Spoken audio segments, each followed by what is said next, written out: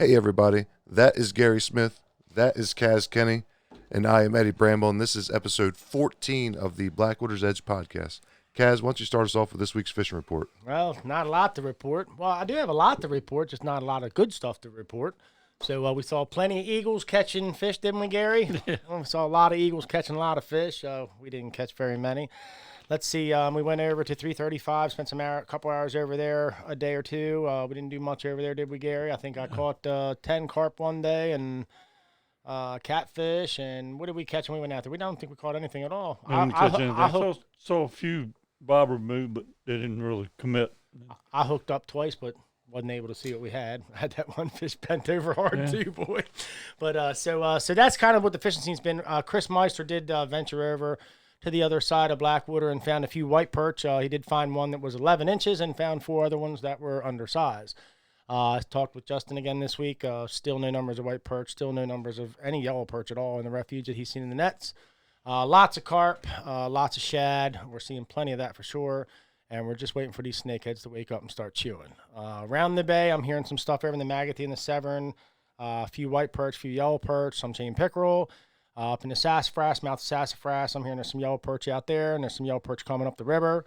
Hearing over Chop Tank, there's some yellow perch coming up the river. So some of the fish have been caught. They're rode up, but just not really ripe yet. So we know that's going to happen here real soon. A lot of gar being caught over in the Marshy Hope. We're hearing about that. Some big blue cats up Susquehanna, big yellow perch. I saw Danny Rodriguez put a post up the other day, and he had some really nice yellow perch, some nice cows too. I saw 1 or 2 of them in the picture. So we know they're coming up to Susquehanna, so get ready for that. You'll be able to pick up a few walleye and maybe some blue cats and crappie and bluegill and other stuff mixed in with those fish on the backside of Garrett Island around them piers. Peach Bottom, warm water discharge has been hit and miss. Some guys been doing good. Heard of a few muskies caught the last 2 weeks, some walleye. Some stripers, smallmouth, largemouth. That's about what I'm hearing. So that's what I got. Nah, not too much. I'm surprised you didn't yell at me. I forgot your kapow on I your know, intro. that's okay. I'll get you after the show. Do you want it right now? Yeah, go ahead. I was waiting for it. Yeah, that's right. That's okay. Don't mind me today, guys. I've kind of lost my voice. Got a little bit of cold going on. But today's guest, we've got Brian Rains from the Angler Magazine, the Chesapeake edition of the Angler Magazine. Brian, why don't you tell us a little bit about yourself? Sure thing. Thanks for having me here today, guys. This is a lot of fun. I've been watching the podcast since you guys started. And, Thanks, man. listening along, and it's exciting to be here. So I'm the publisher of the Chesapeake edition of the Angler Magazine. I have my whole life tried to figure out ways to make a living outside of a building, and this has been just a natural extension to that. I do a couple of things that keeps me outdoors. I'm a professional outdoor guide with the Adventure Cycling Association. I lead bike tours for a living, and also along with some of my family that I've got here today, we run and publish the Chesapeake edition of the Angler Magazine. So how long have you been working with the magazine? So we just launched the first edition in the Chesapeake Bay in July of 2019. So a little bit of backstory on the Angler and Coastal Angler Magazine. I remember the Coastal Angler Magazine. Yeah, it's been around for about 25 years. Started in Florida, and it has expanded up and down the East Coast and over all the way around the Gulf Coast, I think into Texas. There's like 28 or 30 different franchises available, and it is a franchise publication. And that brings a pretty neat perspective, because we have national content that comes from around the country. We have some regional content that's very specific and focused on geographic areas as opposed to that local. And then we have an inside component of it that's a local addition to the magazine. So you can pick up one of our magazines and you can see what's going on in your backyard, but you can also see what's going on in the neighbor's backyard, and you can also see what's going on in Venezuela. Yeah, that's a great concept. It's really cool. And that it's full color. And it's a glossy magazine. It's not newsprint, so it comes off and it presents itself really well. And who doesn't love to see their pictures in a magazine that's full color glossy? And we like to run a lot of our readers' pictures. And we were pretty excited to see our stuff this month come out in the magazine. That was pretty that cool. was great. We appreciate that. It's neat. So we, like I said, we launched in July, and it is family run. My brother Billy and his son Ricky operate or publish the Charlotte version of the magazine, which is the Angler. And now there's both the Angler and Coastal Angler, and it depends on where you are. And for those of folks that have been following along with us since we launched, we initially launched under the brand of Coastal Angler, but we switched that up. It seemed like a better fit for us to be the Angler magazine as opposed to a Coastal Angler edition. Gets us some more relevant covers for our readers. The Chesapeake is definitely a more relevant point of reference for the readers in this area. That's for sure. Yeah. So we did that. We had been looking at the magazine. My brother, about a year now, we'd been kind of talking with him and looking at what possible franchise opportunities existed with the magazine and what we'd be able to do. And then in July, we pulled the trigger and off we went. We publish 10,000 copies of the magazine every month and distribute them throughout Southern Maryland, because that's where I'm from. And now that we're hanging out with you guys, we're over here. We're in Dorchester, Talbot, Queen Anne's. So we've jumped the bridge and we've come over here as well. So it's exciting. Very and exciting. I think one of the coolest things about your magazine is it's so diversified. You know, we're talking about everything from a minnow up to a blue marlin. You know, and I think that captures everybody's attention when they can see a broad spectrum like you're talking about. Yeah, You have lots of different species of fish to look at in a magazine. It creates a real broad spectrum for any angler to enjoy the magazine. Yeah. Makes a big difference for it. It's not a specialized magazine. Right. So It's in here in the Chesapeake. I work with my nephew Thomas. He writes articles for me. He fishes for West Virginia, University of West Virginia, on their fishing team, and my brother Tom over here. So it even though it's a franchise and it's sort of got that corporate feel to it, we run it as a very family-run operation down in Charlotte and up here in Chesapeake. We share a lot of ideas and we fill in for each other as we need help on that. So we treat it as very much a family operation now. I don't even remember. I was trying to think about this when I started fishing, and I think it's weird because I was thinking about that as a kid, and it's like one of those things you just always did. You know, you never really thought that much about it. And Tommy, I got a story that I wanted to share. I remember, I think it was this was the first time I realized as a kid that fishing was more than something that kids did. right. It was something that was like, wow, this is kind of a lifestyle thing. This is something that adults do. And it was early spring. I was probably about 11 or 12 years old. And Dad came and took me out of school one day to go fishing. And it was on Louis Bean's boat. And he used to have a friend that ran a charter boat out in the bay. And he said, come on, you're taking a day off school. We're going out and catch some bluefish. Because that was back in the days of when bluefish were around. Right. And so it was like, I was thinking about it. It was like that dawned on me that moment in time was like, okay, fishing is important. It's something that you do, and you really, it's a part of who you are. It's more than just a hobby. Yeah, exactly. So that was kind of for me, but I really don't remember a time when we were kids, Tom, where we weren't fishing. We grew up right on the Potomac River, fishing for catfish down in Fort Washington, out of Fort Foote. Remember sneaking onto neighboring farms, ponds, the old Hungerford Pond, and you know, my parents are both from North Carolina, so we would go down there and fish farm ponds as kids, and you know, it's something about it. Very cool. So, go ahead, Kaz. What is your favorite fish to catch for yourself? You know, I like big fish in small water. It's not necessarily, I really like fishing ponds for decent bass. Yeah. Something I grew up doing and something that I still kind of hold on to is that idea of being able to really tackle a small piece of water. But it's a lot of fun to go out and drop some trolling at the right time of the year and catch some big rockfish. When you catch them right, when you catch them right, it is definitely a good time. Absolutely. So what was your first introduction to the snakeheads? Okay, so the first snakehead I caught was 2009. Okay. And we're, again, family. All of my brothers and I are members of a fishing club over in Mattawoman near Myrtle Grove. And it's a top end of Mattawoman Creek. And we had snakehead that spilled over in. This is, early in the day. And snakehead have now gotten into those ponds. It's about 14, 15 acres of land with 4 ponds. It's an old quarry system that they used to build the Indian Head Naval Station. And we've been fishing there since I was in my teens, probably 16, 17 years old. And I remember when I turned 18, my dad bought me a membership into the club and said, this is yours now and go fish. But so that's back in the early 80s. And but the first snakehead I saw in there was 2009. Very cool. And they're not big, maybe 20, 22 inches. So it wasn't a big fish, but I remember looking at it and thinking, oh. And this was back in the days when everybody was Right. freaking out over the Frankenstein fish. And it was like, what is going to happen Fishzilla. now? Yeah, exactly. Yeah. So we've pulled a lot of them out of there since then. Now, being that you're talking about Mattawoman, I hear a lot of people talking about the Potomac River. So in Mattawoman itself, being that's a place that you frequent and you fish, what have you seen in the Potomac as far as what y'all are seeing as snakeheads? Tommy's probably the better one to answer that because he sees it a lot because he fishes in that a lot. So maybe I can turn this over to him for just a second. Yeah, Absolutely. yeah, Slide yeah. it, Tom. Just get close. You can pull right around. Just lean up into it. Okay. So So we'll go any further than that? This must be the Okay, cord's okay. called. All right. Gary, swing yours over there. There you go. that'll work.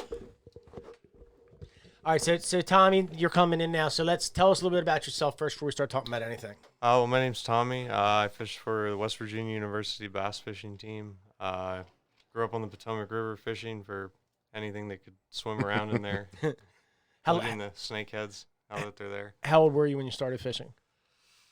Just a little kid? Like he said, I don't remember a time where I wasn't fishing, so I have no idea. All right, so let's talk a little bit about Mattawoman, okay? That's a place you guys are pretty familiar with. So we know that there's a lot of fish, snakeheads in the Potomac River. As far as Mattawoman goes, and in your own opinion, what have you seen in Mattawoman? Do you see the numbers coming down? Do you see numbers going up? Do you see numbers staying the same? What do you see in the Potomac? At first, it seemed like the snakehead were increasing. Like you would see a lot of them swimming around in like the middle of the creeks and stuff like that. But we were talking about this earlier, and recently, if you go and try to target the snakehead in these creeks, you'll go to the edge of the lily pads where they used to come out and hang out, sitting in the shade. But now when you go up to the lily pads, you go to cast your frog back there, you'll hear them like 50 yards back into the lily pads, like not even A little bit close to different where now. you can get to them. Yeah. So I think they're kind of wising up, but I've also heard that blue cats are eating them. So that could be playing a part in it, but I don't know. They're really hard to catch too. And even if you see one, they're pretty smart in the Potomac. So have you done any bow hunting? I mean, have you talked to any of the bow guys over there? The bow guys destroy them. I mean, they can go out and get as many as they want. So I guess the answer to the question is the numbers are still there. I think they're still there, You but know. they're getting smart. And see, Yeah. I've said that since day one Yeah, about we've these always talked fish. about You know, that, how smart I mean, these fish are. these fish are brilliant in my opinion. You know what I mean? They really are. So what is the most? How many is the most snakeheads you've caught in a day over there at Mattawoman on a hook and line? Do you guys actually go to target them, or do you catch them while So- you're bass fishing? Every time I've gone to target them, can't catch them. If how it goes you're too, bass right? fishing, yeah, Right. you'll catch the catfish, you'll catch the snakehead, Right. you'll catch whatever you want if you're bass fishing. But yeah, I mean, probably the most we caught in a day was like 10, 10? maybe. Yeah. I So- mean, you don't get huge numbers unless. it's See, like- you don't see guys over in the Potomac pulling 100 fish a day out of No. out of a spot, a hook and line. Oh, I don't know. But they're shooting 100 a night, Well, right? see, I don't fish with live baits, so I don't know. You could go out there with a minnow and That's true. you could destroy them with Min- a minnow. I don't know. You know, Yeah. I've thought about that a lot of the Potomac River, you know, about how many of them guys really are over there targeting snakeheads with live bait like we do here, Right. getting numbers, you know. And I've been thinking about that a lot lately, and I'm wondering if I'd like to see some guys start going more bait wise over there just to see what happens. See You know what what the I'm saying? difference Yeah, yeah. I'll tell you one thing I've noticed is they've become smarter about the minnows. You have to employ some different tactics. They have. But I mean minnows are still the best bait, but you definitely have to change up your tactics. from now and I then. do got to tell you this though. So I'm out on the bridge the other day. I don't mean to cut you off, Tommy. I just want to talk about Gary's little the other day out there on the. So I'd look over at Gary, and Gary's got like 4 minnows hanging on the hook, right? Like the hook's this big, but the ball bait's like this, and it's like spread like a fan, like that. You know what I mean, right? So I said, Gary, what are you doing? He says, well, you always said double, man. I'm gonna try me a 4-man now. You know. So, it didn't help us any. Yeah, I was going to ask, did it work? No. So you've been fishing tournaments over there for how long, Tom? This will probably be my 4th year doing it. Are you in a club? Yeah, I'm in the club at school at West Virginia University. What's the name of your club? Give him a shout out. It's just the bass fishing team. How many guys are on your team? So we're technically a club sport, so we've got like 30 or 40 kids in the club, and about 10 of us that actually travel and compete. Do you have any women in your club? We don't. That's why we're not a real sport. unfortunately. Gotcha. Yeah, Title IX got us. Wow, that's crazy. Gotcha. So, have you seen any change in the behavior of bass since the snakeheads have moved into your areas? I would say yes. Yeah. Because you used to be able to catch a lot more fish in the lily pads Right. and in the grass, but now it seems like there are a lot of fish holding on to hard cover, kind of going to people will go out in the grass piles and drop a log, and all the bass will sit on that log in the grass pile rather than sitting in just the holes in the grass because they Wow. want something, they want to feel comfortable next to something safe. That's interesting. Yeah.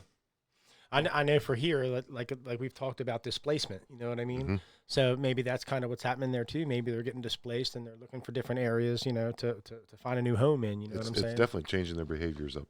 So, what are some other things you've noticed about snakehead since you started fishing for them? What's your favorite bait for them? My favorite bait for them is a frog. Yeah. Just because it's cool to watch them eat it. But my buddy, the day before one of our tournaments, he caught a 12-pound snakehead. It was like 35 inches. He caught it flipping a brush hog into a tree. Oh It wow. was in like 10 feet of water. And he set the hook, you know, in the tree squeaking and untangling the line. And a big old snakehead popped out. So what is your biggest snakehead that you've caught? I don't know, probably 7-8 pounds. 7, 8 pounds? Nothing that big. Yeah, I haven't broke the double digit mark Yeah. yet either. So as far as like the tournaments and stuff that you're doing over there, how many guys are fishing in these tournaments that you're doing?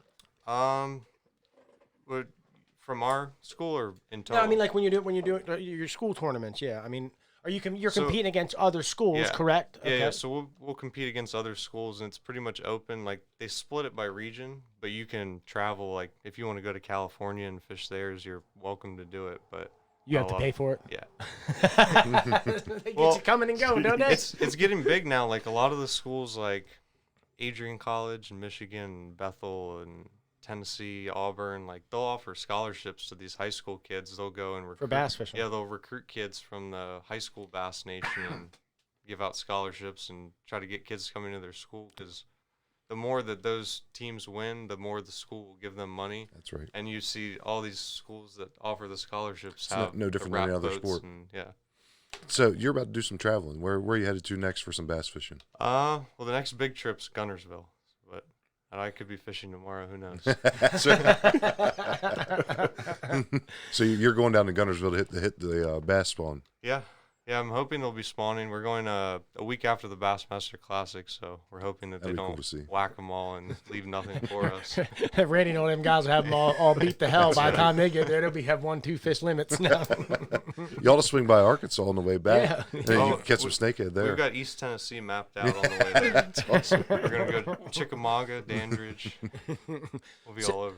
So as far as your favorite fish is probably bass. What other fish do you like to catch? I love catching catfish. Just roll around. Easy to Are you into the catch. big blue cats over there? Yeah, there's some big ones on the Potomac, but I don't have the patience to sit out there and try to catch one. He's gonna have to go with 80 cornflower one pounder. time. You haven't put it on a cornflower to bring you down here. What's your biggest blue cat you've got? The biggest one I weighed was like 20 something, 23, 24. Still, man. Yeah. So what was the motivation for you to join the West Virginia team? What brought you into that world? Well, it was kind of weird because I saw it before I went there on the website. You know, I saw they had a bass team. I didn't really know what it was. I thought it was just some guys that say, hey, let's see who can catch the biggest Right. fish. And I knew there were bass tournaments because we had them on the Potomac, but I didn't know that there was like a college division for this. And so I went to one of the meetings and found out that the club was kind of just for tournament fishing. And I figured out the quickest way I could get in was just to find somebody that already had a boat and hop on the back of their boat. And then I found out I liked it really quick and ended up getting my own. So let me ask you this. You know, we all know that fishing's very competitive. Yeah. So how are you guys as far as sharing intel? Um, Let me tell you how I used to be. I'd tell you what I wanted you to know, but I wouldn't tell you what you wanted to know. You know what I'm saying? Yeah, I mean, you definitely have to pick and choose what you want to tell people. and I mean, who you- it's competition. You Yeah. want to win. You know what I mean? Yeah. So I mean, you know, the only reason I asked you is Well- I met a couple boys last year, and they were in some collegiate stuff, and they were telling me, you know, how they kept these secrets all, and then after school was over, they'd tell everybody what their secrets were. Yeah. You know what I mean? And it was like, they had a pact, I'm not telling you nothing. You don't tell anybody anything. If you see me do something, don't say nothing. You know what I mean? So, No, you definitely get a lot of that in the college, but there's I don't want to say it's cliquey, but it's kind of cliquey. Sure. Like, sure they all you are. know all the people on your team, but you also meet these other kids from traveling, staying at the same hotels, and you'll share, like, if one person's struggling, you'll share something because if you're struggling, Oh, yeah, a couple everybody weeks needs a later, hand. they'll bring it right back. And Now, do you guys win money? yeah, so one unique thing about our club is actually most of the clubs are run by someone at the school, or they're sponsored by the school. Ours is completely student run, so we have a thing in our bylaws that says anyone that wins any money, You you get it right Good. back because the school. Because you you're not yeah, part of the NCAA. We're so- fundraising and paying our own money, so. That's pretty interesting. So, down there in Guntersville, where you're going to be going to, what have you talked to anybody down there? Do you reach out for intel before you go? I mean, are you doing some homework? Are you looking at maps? I mean, Yeah, I've talked to a couple people, but I'm mainly looking at maps, just kind of picking out areas that I think are spawning areas, Right. like areas less than 10 feet. got some Plenty giant of fish in grass, Guntersville, hard man. ground, yeah. And you'll God, definitely you be got watching the giants in there, Bassmaster. man. Oh, I'm definitely going to be watching the classic, yeah. All right, so let's jump back over to Brian. Let's get back on this Yeah, magazine and talk about that a little bit.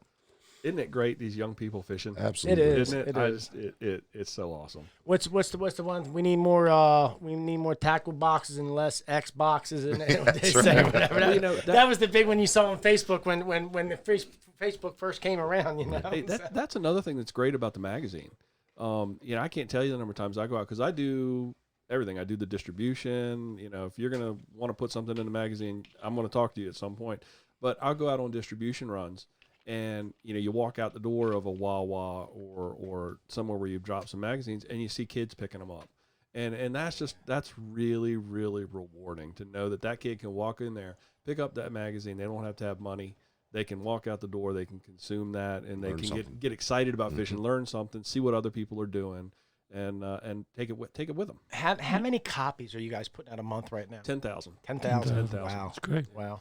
You don't do an e-version either, do you? Yes, we do. You do. Yeah, it is online through the website. You can find splattered all over the magazine. It's coastalanglermagazine.com. Gotcha. And you can find all of the local editions from around the country. Yeah, you They're just- all there. They've got all the local editions are listed. You just click on your region, and it brings that Exactly. EMAG right up.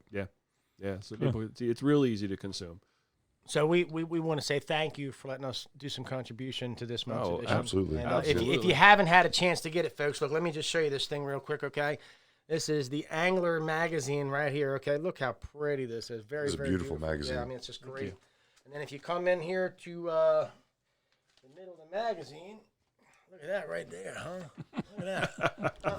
There we A go. little self-promoting here. That's That's what it's all about. Hey, there's me, man. Hey. So no, we do want to say thank you for that. I Yes, know thank we all you sat very around much. to do that. And we're going to keep going with that. Absolutely. I'm excited about regular Snakehead contributions because Absolutely.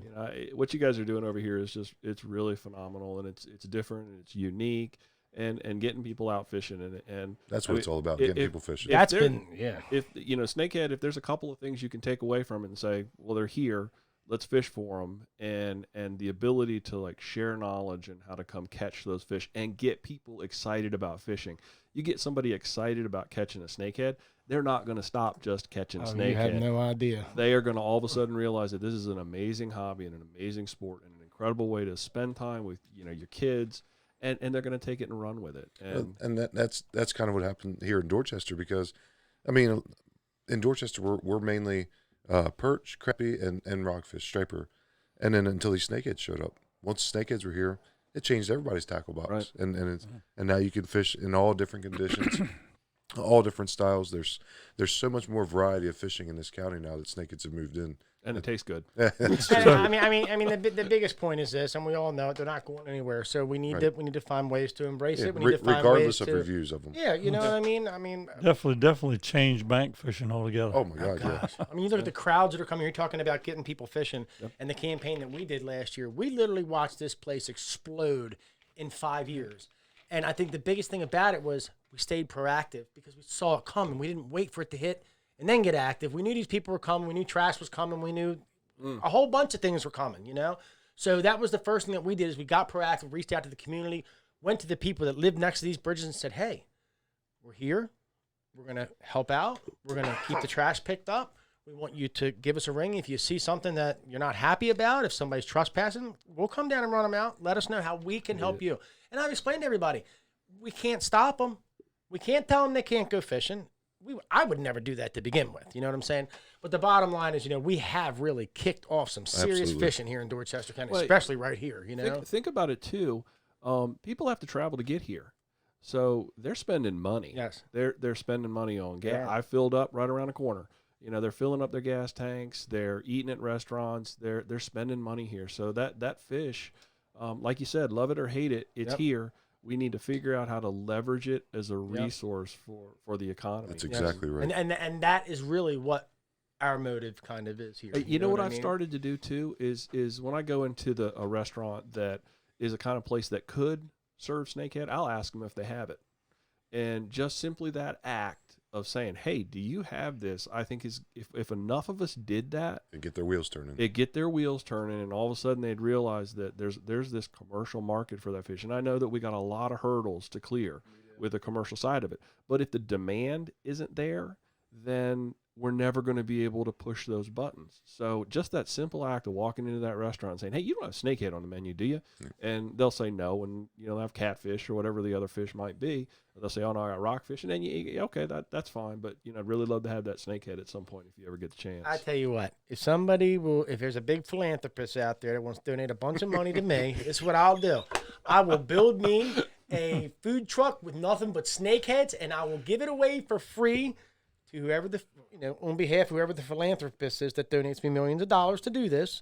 But I will drive my little truck around every town with cooked snakeheads, and I will let people have it for free. And if we do that for a solid year, I think after a year we can have a $35 million a year market here. I don't think you'd have to do it for free. Actually, I think that's a great idea, and you may have just given away the golden egg right there. Because if there's somebody out there listening that's got the wherewithal to do it, a snakehead food truck would destroy. If you took that fish into Baltimore we've had all kinds of ideas there. My We had last year Mary and Ivana, they had an idea, or it was Haley and Mary last year. Haley and Mary wanted to start a business called the Bait Girls or the Cleaning Girls or something. I forget what we're going to call it. The Flay Girls, something like that. But what they wanted to do is they wanted to put a truck together and go around to each bridge and offer to clean everybody's snakeheads since they're so slimy and nobody ever wants to clean them. There you go. I looked at her and says, that's a heck of an idea, that? That actually is. It actually. Well, you need a stainless steel sink in the back of a truck. That's right. A mobile tackle truck, and then we're gonna have our snakehead cars. That's it. What you can do is you can sell bait out of one side and clean and on the service other out the other side. side. Right. So basically, you're just converting minnows into dinner, and it's One all. of Damien's listening. Yeah, Damien, where you at, bro? Hashtag debate, boys. That's a brilliant idea. Now, I think that's what Damien's going to work on this year. He's going to put a little something together with his truck, so he can have a little bit more availability than just a few minnows in that thing. So I told him that we would, sign out the lures from here at the store, and he could go sell them, and then just I'll tell you. be like the library. You can check. Hey, there's an idea. Hey. Let's have a fishing lure library. You can check out lures, man. Hey, you know what? That's actually not a bad idea. My wife actually is a librarian, and you'd be amazed the stuff that you can get at a library. You can get pots and pans. Really? I You did not can know get. that. You can get just about anything you can think Well, of. here in at the libraries. Dorchester, in our library, you can go there and you can rent fishing rods and tackle boxes. Yeah, there you go. I think that's a great idea. So we actually I was approached by a couple people a couple years ago. I think it's been 4 or 5 years ago now, but we had somebody who wanted to build a little free library out in front of the store here, and it's been fantastic. The entire community has loved it. Oh, yeah. It's just take a book and leave a book. Oh, and see that's people it. all the time. Yeah, it's been fantastic. People love it. I come by sometimes 9, 10 o'clock at night, and there's somebody in there. Yeah, there's people getting a exchanging book, books. you know? Absolutely. Yep. But yeah, that's definitely a pretty good idea. So you do a podcast. Yes. Let's talk a little bit about that, and then we'll go back to the magazine. And my brother, Ron Kenny, let me tell you what, he likes riding a bike. And I told him about your bike podcast and everything like that. So you can even tell him a little bit more information right now about it. So let's talk about your bike podcast. Let me dive in. That's one of the reasons I think we kind of hooked up, because I'm in the podcast world. This is the most nervous I've ever been behind a microphone. It's weird when you don't have control of the board, because that's usually where I am. And it's like, this is kind of spooky. So I do lead bike tours for one of my many side gigs that I do for a living.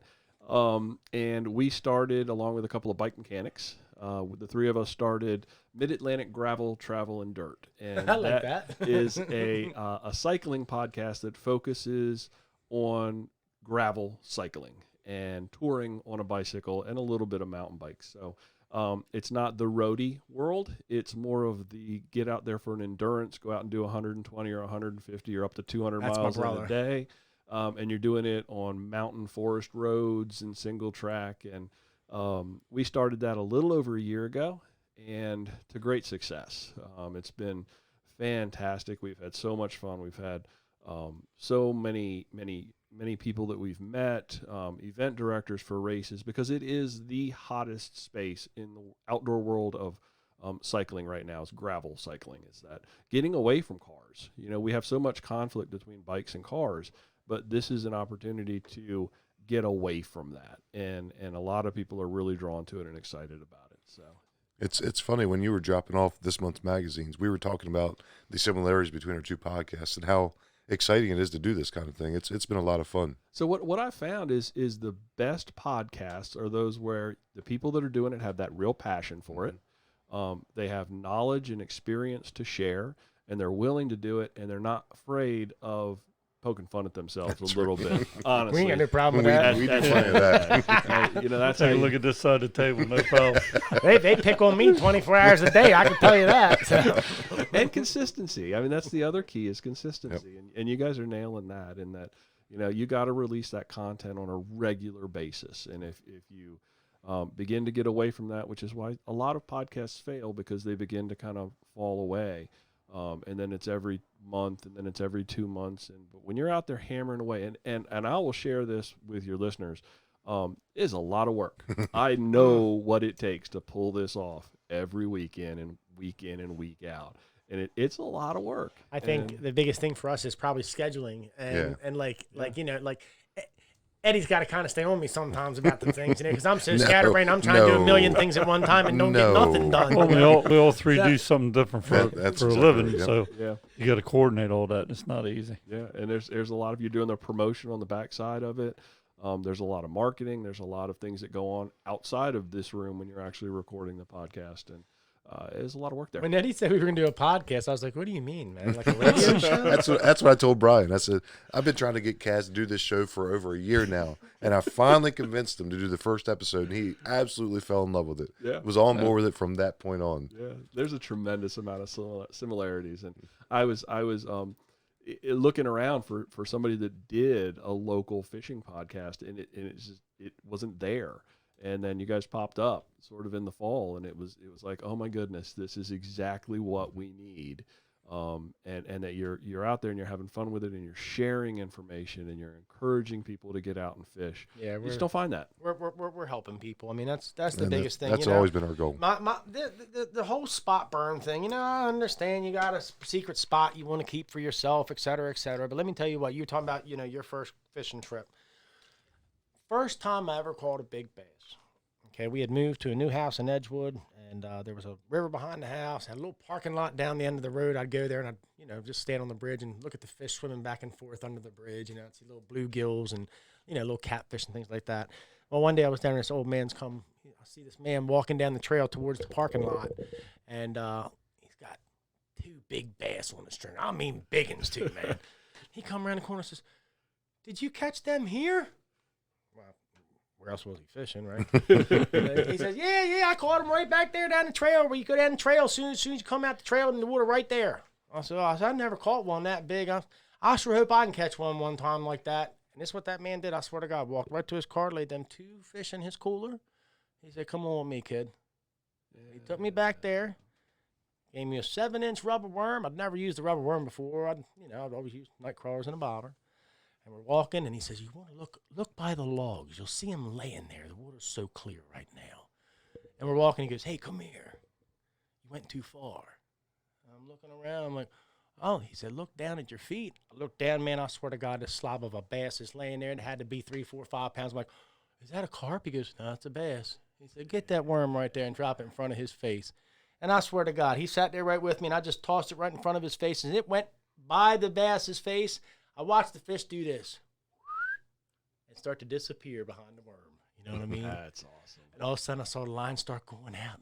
He said, set the hook, set the hook. And I went, he said, no, jerk that thing. And I yanked that thing in. He said, not that hard. And let me tell you what, it was probably about a 4-pound bass. That was it for me, Jack. I was hooked. You know what I mean?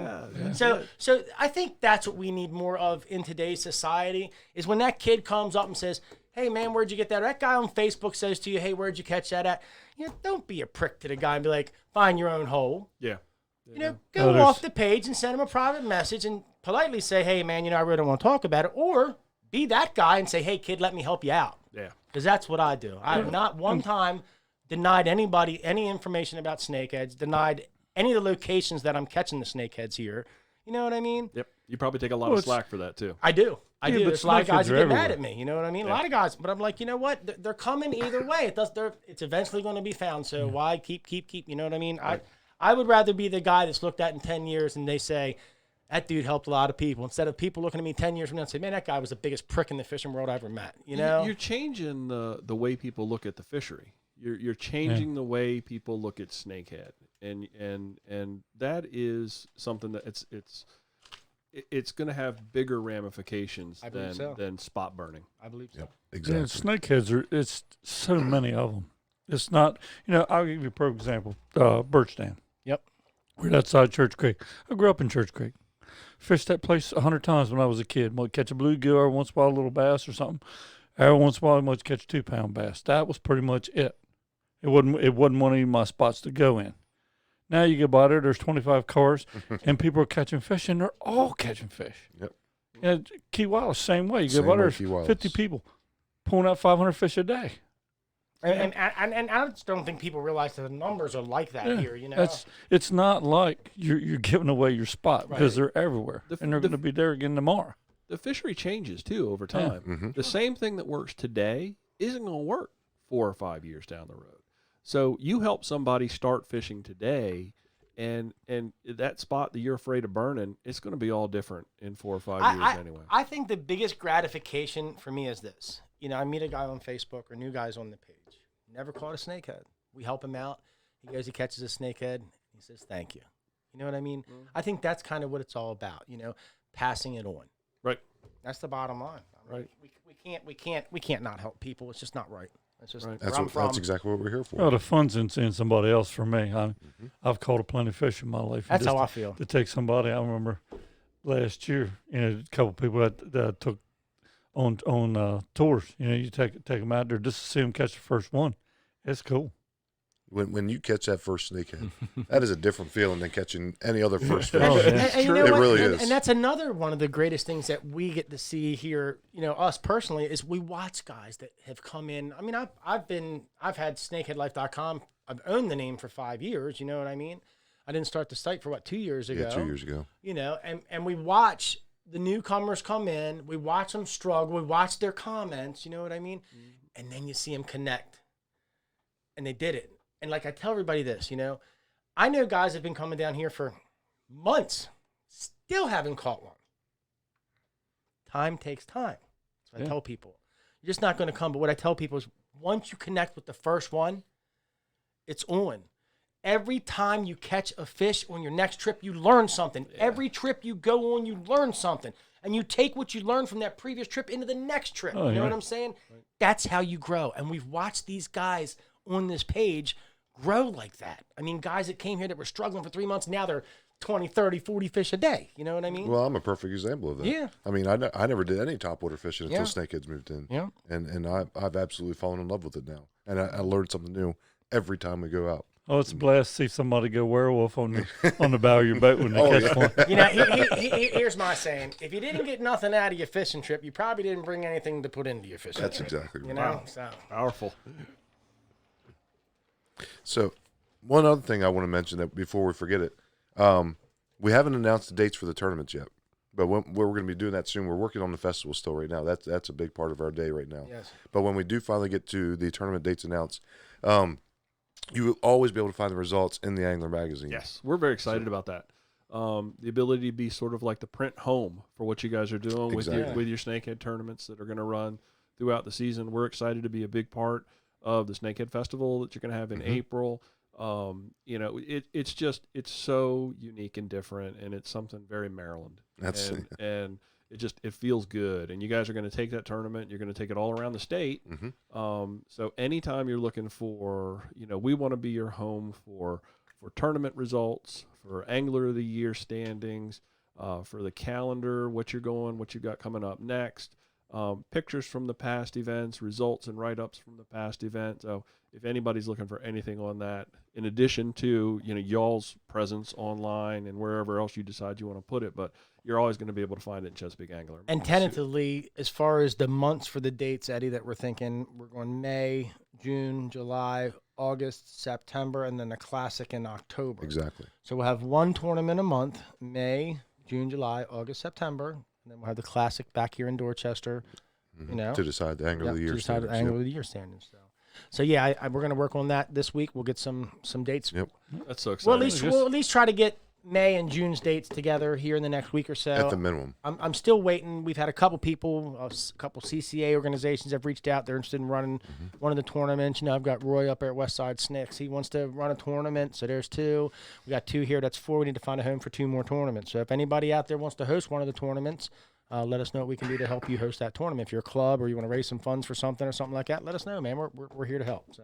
Yep. And if you're looking for a Chesapeake Anglers magazine, which we've been talking about the whole time, you can get one over store. Absolutely. Just walk in the door. Another thing I wanted to ask you. So the community out here is hearing you talk about the magazine today. Yes. And we're hearing 10,000 copies. We know that you're getting exposure. We know that your numbers are growing each month. For the person out there that wants to advertise in your magazine, how do they reach out to you? How do they connect with you? That kind of thing. I'll drop some links in your show notes, maybe. Okay. Yep. My cell phone. Can I give that? I'll give that out. Absolutely. 410-231-4664. We've got, and I this really didn't want it to be a commercial, but I'll run with it since you've opened the door. Yeah, absolutely. I did. I want you to run with it. Never turned down an opportunity. We are excited. We do have some really affordable advertising rates. You can get a presence in the magazine really no matter what your budget is. So if you're looking to reach the outdoor sportsman in Southern Maryland and now the Eastern Shore over here, I've got something for you. I've got community directories, I've got small ads, I've got full page ads. It really comes down to if you want to reach that type of customer, I have a package that'll put their eyeballs in front of what you want to give them. And then in addition to what we're doing in print, we support all of that online. The e-magazine has links. Our Instagram and social media followings are growing. It's amazing how fast that when you're putting out good stuff, how fast that grows. That's all the difference in the world. Right. But we also then support our advertisers in that space as well. So no, it's exciting. And now to be over here on the Eastern Shore opens up a whole new world. We're going to help you too. So that's we're really excited about that. And so just reach out with a phone call or an email through the website, or reach out to one of you guys any which way to Sunday. Yeah, we can get them in touch with you. Absolutely. And a lot of people worry about in the world of print. They're like, oh my goodness, it's intimidating because I have to build an ad or I have to have all of this graphic design materials. It's going to cost me money for that. We do all of that for our customers for free. Did you hear that? They'll do the hard work for you, people. Yeah. They'll do all the hard work for you. You give us the budget and tell us what's the message you want to send. And I've got a graphic designer that is on my staff, and he will put together a killer ad for you. And if you look at it and you say, I don't like it, he'll start all over again. And no, we do have our designers. The one that I work with, he specifically works in the outdoor space. And that's big for us. That was a big talking point because I need somebody that understands our customers. He hosts a Fishing Florida radio show. He's a graphic designer that works in Florida. So he knows the space. I have to communicate to him a little bit different stuff every once in a while when a rod shows up in an ad that shouldn't be there or a type of fish or a Different region. Yeah, there's one when a different type of crab shows up in an ad, you got to change that. But that's just regional stuff, and we work through that with him. But that intimidation of having to build that creative that actually carries your message, we take all of that on. We take it all on for free. It's a part of the advertising package because we're looking for partners that want to grow together. We're a new publication just coming out of the chute. We understand that. But we've got a little bit of time here under our belt now, and I've got some advertisers that came in very early and supported us right out of the box from day one. And we love that. We love to support them and continue that partnership. And most of them have stayed with us. So we're very excited about that. So it sounds to me like you're going to make the process as easy as possible for anybody who wants to advertise in that magazine. Absolutely. It's super simple. Super simple. Kaz, any one mores? Who's this guy sitting over here off the left with the glasses? Let's talk about him for a minute. Let's at least introduce the guy or something.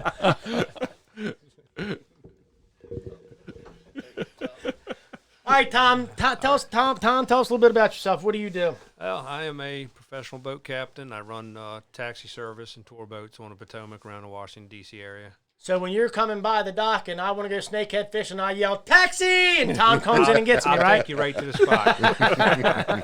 How long have you been operating vessels over there in D.C.? I've been over there for, I guess, going about 12 years now. How you like Homeland Security? It's great. They get along with you Keep pretty us good? Yeah. I always see them big guns on the boats when I'm over there fishing, you know. So I'm like, don't go near that guy. You might not come back. They keep a pretty tight patrol there. No doubt in my mind. Because of everything that goes on. So you just pretty much take people spot to spot around the harbor? Is that kind of what you do? Yeah, there's different harbors: National Harbor, Alexandria, Georgetown, and then we do some monument type tours. What's the graveyard? That's Have all the old Mallows Bay. Mallows Bay. Mallows Bay. That's further down south. Yeah. So when they have festivals and games and things like that, that's probably when you're your busiest with the taxis? Yeah, that is a busy time. Mostly National Harbor hosts a lot of different events like that. It's a lot of traffic, and they got conventions and stuff there in the hotel. So it's And how long have you been doing that? about 12 years. 12 years. Yeah. How was the parade for the Nationals? Was that busy for you? Not so much for us. Yeah. A lot of Metro.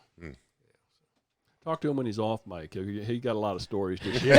I'm sure. I can only imagine. I'm not sure you're going to get any on I don't think we want any on here. No, well, maybe. Hold on. No,